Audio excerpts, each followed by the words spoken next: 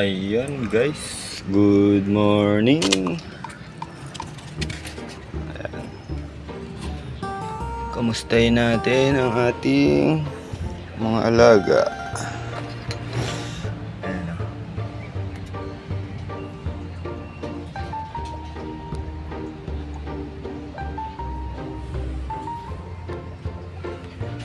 Wala silang BBS ngayon, kaya pellet muna yung papakain natin. Pellet. Dahil mag-hatch pa ako ng BBS eh. Kakalagay ko lang eh. Bali bukas pa sila ma-hatch. Tapos medyo madilim, parang malakas yung ulan. Nagse-set up pa naman ako ng bagong lagayan ng mga beta. So sobrang dilim ngayon. Mukhang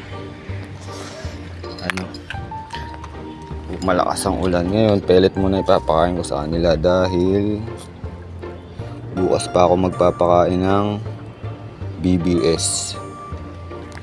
Ayan. Para nasasanay din sila kumain ng pellet minsan kasi masyadong magastos pag laging BBS.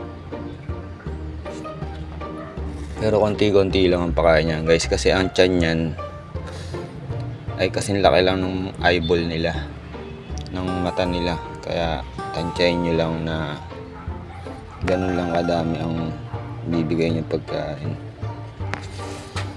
Yan,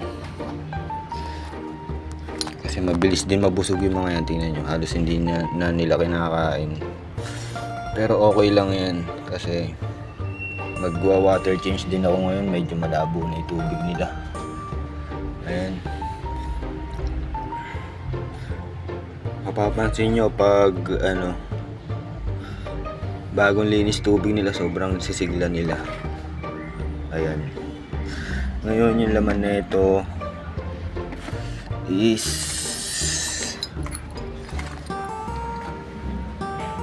hindi ko muna ipapakita dahil nadala na ako nung first breed ko. Nag-failed, walang natira.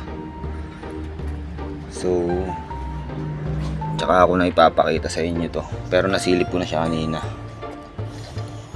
Wala, hindi ko kayo bibigyan ng idea kung ano ang balita dyan. So ito muna ipapakita ko sa inyo. Tsaka may mga bago pala akong dating na isda. Ito, kaya nagre-ready ako ng bagong lagayan eh.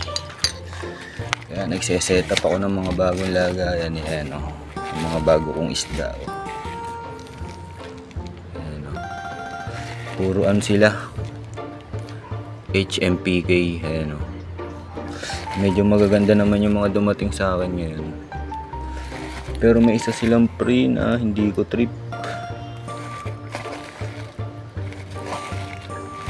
Dito ko nga pala in order yan, yung mga isda ko na yan. Isa lang ang pinanggalingan yan. Ito, scroll natin. Ayan, ayan.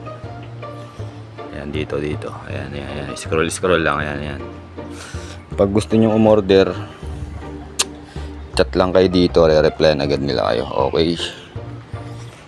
Alright. So, mukhang malakas ang ulan. Set up ko na muna to guys. So, hanggang dito muna yung update natin sa mga alaga natin. So yun lang. Fish.